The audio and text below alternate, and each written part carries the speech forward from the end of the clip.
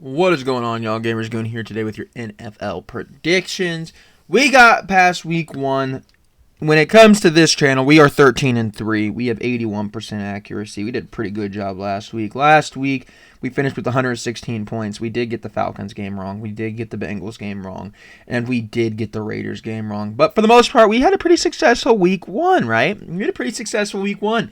I'm very happy about what we saw week one. My fantasy teams did pretty well. My survivor pool pick, the Bears, survived. Did pretty well. We did pretty well for week one of not college football, the NFL season. And we're ready for week two. A lot of news, a lot of stuff coming in, right? Injuries could pose a problem. But let's get into the Thursday night football game. 7:15, we will have Buffalo versus Miami. Miami is actually favored heavily to win this game. The Bills, not so much. Didn't get to see too much Dalton Kincaid action last week. It was a lot of Josh Allen and sprinkled in a couple of the receivers here and there. Mac Hollins, Keon Coleman. I mean, it was like a win a committee type style there. It wasn't really an all that dominant performance. Tyreek Hill, detained prior to the game, celebrates a touchdown, acting as if he's getting handcuffed. Not really sure at all what that's all about. His agent thinks it was a little premature to handcuff him. Same thing with Tyreek Hill. Not really sure the deal there. But the Dolphins get the job done as well. I'm going with the Bills. I only have 3 confidence points on them. I think you really need to get Dalton Kincaid going. My fantasy team also thinks that. But I won big, so I can't complain. I won by like 90 points. I was the highest scoring person in the entire league, thanks to the Bears' defense, thanks to Saquon Barkley, thanks to Cooper Kupp. I was the highest scoring team in the league. But the Bills, they need to get the ball to Dalton Kincaid. And this week they should get the job done. I'm going to put 3 confidence points on the Bills. Saints and Cowboys. Saints, the biggest winners of week one, dominated their game. Dallas got the job done. And I think CeeDee Lamb needs to get more involved. I think he needs to get more involved. I get they were trying to get him involved, but I think CeeDee Lamb is due for a huge game here against the Saints. I got 10 confidence points on the Cowboys. Next, we get into the Buccaneers and the Lions. Another game should be good. Lions last week got the job done. Only one NFC team didn't, and NFC North team didn't, and we know who that is. The Packers. But they did I say 10 confidence points for the Cowboys? But the Lions got the job done. The Lions did get their job done. They went in and they won their game. Who'd they play? They won against the Rams. On primetime. The Buccaneers got the job done against the Commanders. Struggling there for a little while. Lions should win this game. I got 9 confidence points on them. Cowboys versus Packers. Last week, if this game were to be played, I would have picked the Packers. I think Jordan Love would have got the job done. With Malik Willis, though, I do not know that the job will get done. I am not as confident. Anthony Richardson has looked good. He had a good game in week one, doing a real close game there with the Texans, 29-27. Colts, I think they're a team that is going to be solid this season. I think they are a playoff team the way they are constructed. And I have them beating the Packers. I do think the Packers are also kind of in that territory of like a wild card playoff team. But without Jordan Love, they don't stand a chance in my opinion. I got 11 confidence points on the Colts this week. Jets versus Titans. Titans absolutely blew the game against the Bears. They absolutely blew it against the Bears. And then Will Levis had the nerve to come out and say, oh, the Bears didn't win this game. We lost it. No, Will Levis, you lost the game. You lost the game. And we did win the game, actually, because if you look by our record, it says 1-0. And our defense is the one that made the plays that made you look like a fool. So somebody won the game, and it's our defense. Our offense might not have won the game, Will Levis, but our defense certainly did because they made you look like a fool. And the Jets are going to do the same thing. You do not stand a chance against the Jets. I have a 12-point confidence on the Jets. The Jets lost big to the 49ers. They are going to have a bounce back. The Titans, they're not that good. They are not that good. They were up 17-0 at 1 point against the Bears, and they did not score from that moment forward because our defense locked in. Will Levis proved to be Will Levis, and he will continue to prove to be Will Levis. That's simple. The Titans are not that team. 49ers against Minnesota. I got 13 confidence points on the 49ers. Sam Darnold did look good. Did look pretty good. I will give him that. Get the ball to Jay Jettas, and he'll do the rest. 49ers, though. Shout out Jordan Mason. Big game. CMC did not play. I think they're probably saving him for a game like this. Vikings, you're probably going to run into CMC. But if not, Jordan Mason showed that he's capable. He showed that he's capable. So you have a problem there. Obviously, they run Debo. Obviously, they got Ayuk, who didn't really do that much in this game, to be honest. Kittle didn't really do much in the game, to be honest. They got weapons that went unutilized here. So, 49ers, I think they win. I think they will. I'll put 13 confidence points. Seattle and New England. I only got 1 confidence point on this because I'm going with a bold take. Everybody should be taking Seattle, and I know that. I am saying that the Patriots are going to win this football game.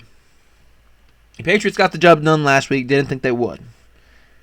And I'm going to ride with them this week. I think if you can manage the tempo, if you can get Ramondre Stevenson a couple touches, if you can do that and you can orchestrate that you guys are the ones in control of this game. The Seahawks, they looked a little shaky there against the Broncos. This is a winnable game if you're the Patriots. This is a winnable game if you are the Patriots. So I'm putting 1 point on it, the Patriots. Giants at Wash. I'll probably come to regret that Patriots pick. It's a dumb pick. I know. But I'm just riding with a little bit of an interesting idea I'm having. Giants versus Commanders. I only got 4 confidence points, but I do have them on the Commanders. Giants do not look good. Daniel Jones, once again, is not that guy. You don't know how many times the Giants need to see that before they just move on. The Commanders, though, Jaden Daniels was the best rookie QB this week, and I say that as a Bears fan. Obviously, Caleb Williams didn't look that great, so I can't say it was him. But Jaden Daniels looked great. Jaden Daniels did a good job. He did a good job. The problem is they lost the game. This week, they'll win. This week, they will win. I do think they'll win. I got 4 confidence points on the Commanders.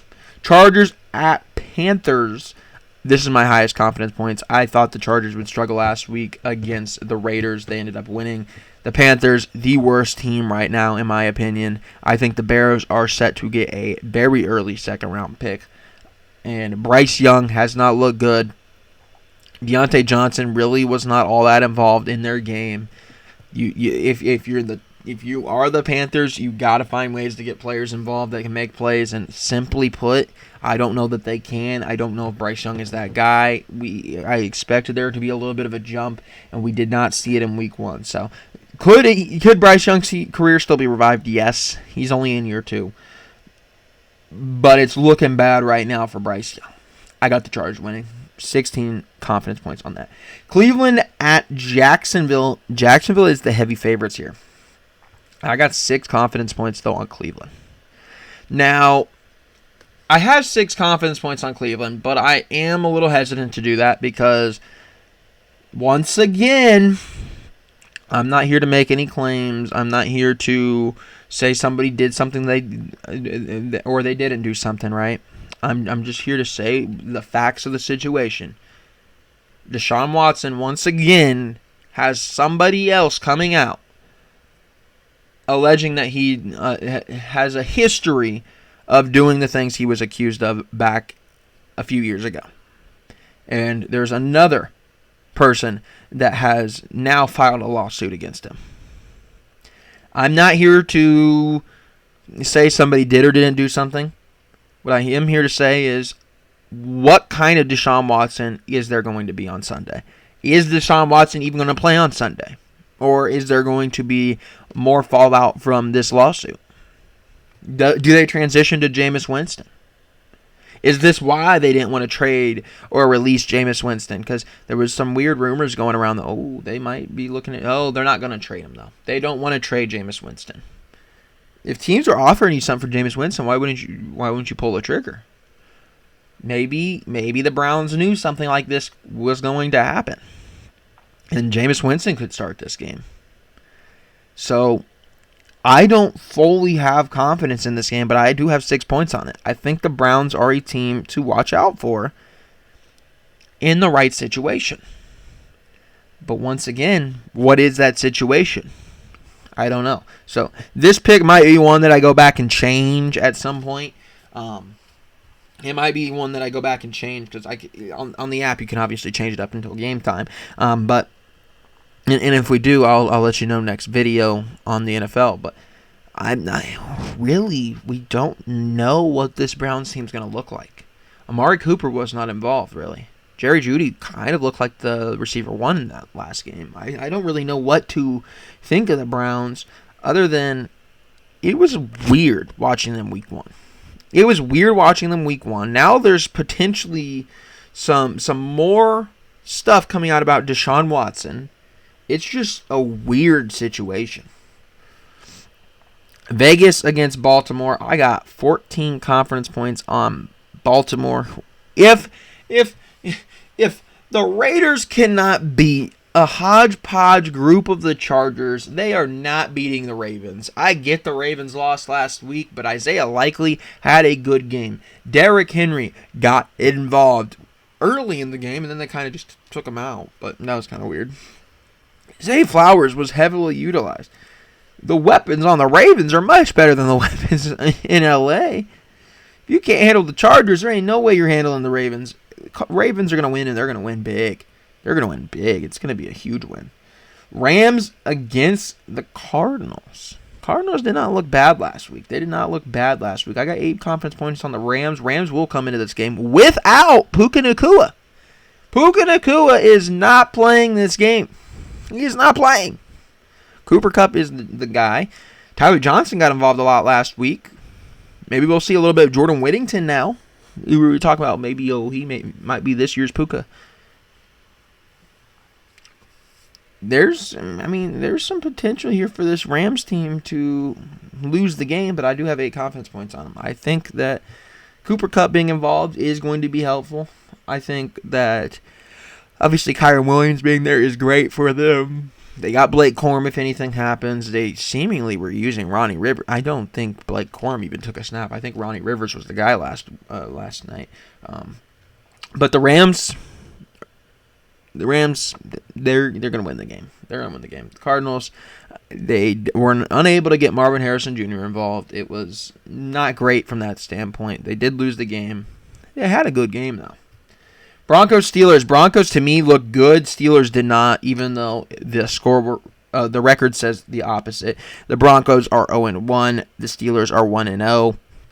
Steelers, they did not score a single touchdown. They won the game 18-10 with Justin Fields as the starting QB. We don't know who's going to be the starting QB going into this game. I would assume Russell Wilson will be healthy enough to be the starter, or did Justin Fields do enough to be the starter? I don't know. That's a weird situation in itself. The Broncos, Bo Nix had an up-and-down game. He had an up-and-down game with some questionable receivers. Didn't really see the run game get too involved with the Broncos. Something I would like to see this week. Get the ball to Javonte. Get the ball to Jaleel McLaughlin. If you want, get it to Audric Estime. But the Broncos, I think, will win the game. I got 5 confidence points on them. Chiefs against Bengals. Obviously, we talked a little bit about Xavier Worthy being a guy that could watch for fantasy, and he was definitely a guy you should watch for fantasy because he had 2 touchdowns, and he was very, very involved. The Chiefs seemed to want to get the ball in his hands at any point they could get it. Kind of felt like Tyreek Hill, where they're just scheming up ways for him to get the ball, and it worked. He had 2 touchdowns. So Xavier Worthy, 2 touchdowns, very, very involved week 1. Cincinnati came out, left a dud against the Patriots, did not really get going offensively. Jamar Chase didn't really get going. Obviously, T. Higgins missed the game. Joe Burrow didn't really get going. The running backs really didn't do much. Just a really bad game for the Bengals, and I think it will be much of the same because I do think the Chiefs are that much better than them. Then on Sunday Night Football, we got my Chicago Bears going up against the Texans. I have 7 confidence points on the Chiefs game, if I didn't say. But the Bears versus the Texans, I got 2 confidence points on my Bears. Until they lose, I'm riding with them. I'll put it that simple. There's no method to my madness.